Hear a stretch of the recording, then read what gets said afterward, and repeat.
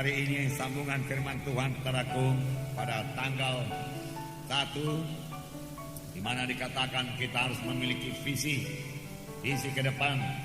Visi itu harus jelas, visi itu terang, sehingga hidup dalam hati kita.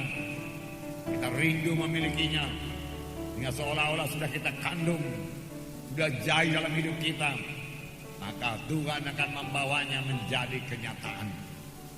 Dalam segala sesuatu yang sudah dikandung pasti dilahirkan. Seperti seorang ibu yang sudah mengandung, dia mesti melahirkan. Demikian kalau kita mengandung, saudaraku, janji-janji Tuhan di dalam hidup kita, yang berarti kita sangat merindukannya, dan kita percaya penuh jaya dalam hidup kita. Kita bayangkan siang dan malam, hidup dalam hati kita siang dan malam, maka Tuhan akan membawanya menjadi kenyataan. Karena ada kuasa dalam iman. Karena iman itu berdasar pada firman Tuhan.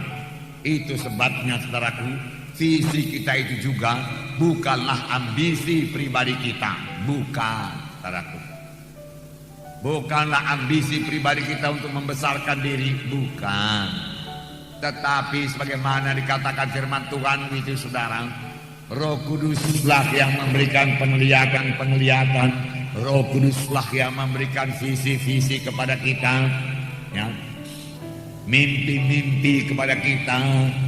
Dan sepanjang kita terus, saudaraku, memegang penglihatan tersebut, mimpi-mimpi tersebut, saudara, itu menjadi visi kita, maka hal tersebut pasti menjadi kenyataan di dalam hidup kita. Amin.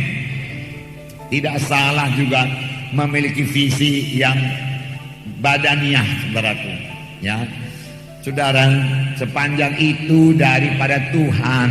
Tetapi sebagai anak-anak Tuhan, saudaraku, fokus hidup kita ini adalah untuk Tuhan semuanya. Amin, saudara. Ya, amin, saudara. Ya, haleluya. Ya, jadi fokus hidup kita ini yang terutama kita pikirkan, yaitu pekerjaan Tuhan. Kita sampai kepada maksud Tuhan. Terlebih-lebih lagi saudara kita ini yang sudah hidup pada akhir zaman ini, di mana hari-hari kedatangan Tuhan sudah begitu hampir. Jadi kita sudah hidup pada akhir zaman. Saudaraku, biarlah kita lebih intim kepada Tuhan, lebih dekat kepada Tuhan, saudaraku. Sebab dengan lebih intim kepada Tuhan itu kita bersekutu dengan Tuhan, kita dengar suara Tuhan. Disitulah kita beroleh visi daripada Tuhan. Dan visi itu kita hidupkan dalam hati kita, saudaraku, dan visi itu akan menjadi kenyataan. Nah, di sini juga, saudaraku, iman yang berubah menjadi kenyataan. Iman yang menjadi kenyataan. Iman yang menjadi kenyataan. Sudah punya iman, saudaraku, biarlah menjadi kenyataan. Bagaimana jalannya? Sederhana saja. Tidak sulit. Tidak ada yang sulit firman Tuhan ini sepanjang Roh Kudus menerangkannya kepada kita. Amin. Tetapi kalau Roh Kudus tidak membukakan rahasia firman Tuhan, sangatlah sulit dimengerti firman Tuhan ini. Ahli-ahli teologi akal manusia saja tidak dapat mengertinya. Tetapi kalau Roh Kudus memberikan wahyu, saudaraku, terang semua firman Tuhan. Dalam mengetahui Ibrani 11 ayat 1 berkata mengenai iman, di mana dikatakan iman adalah dasar dari segala sesuatu yang kita harapkan dan bukti daripada segala sesuatu yang tidak kita lihat. Bukti daripada segala sesuatu yang tidak kita lihat. Jadi kalau yang namanya iman itu belum kita lihat secara badani, tapi maunya kita lihat secara rohani. Ini yang dinamakan visi. Sudah hidup dalam roh kita, dalam pikiran kita, dalam hati kita, tetapi belum jadi kenyataan dalam dunia badani ini. Misalnya seperti saya katakan semalam, tanggal 1, firman Tuhan berkata oleh Biluris, kamu sudah sembuh. Oh, aku sembuh, aku sembuh. Oh, pasti aku sembuh. Aku tidak jadi mati.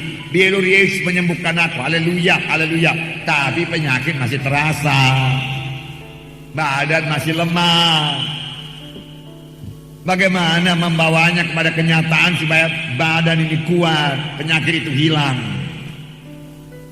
supaya apa yang tidak dilihat itu menjadi kita lihat, ya.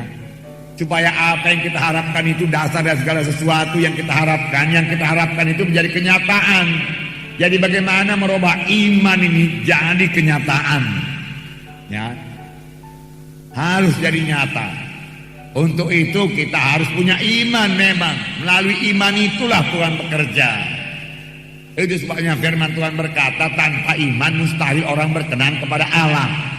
Setiap orang yang menghampiri Allah wajib percaya bahwa Allah itu ada, dan dia memberi pahala kepada orang yang sungguh-sungguh mencari dia, sungguh-sungguh percaya, sungguh-sungguh berpegang kepada firman-Nya.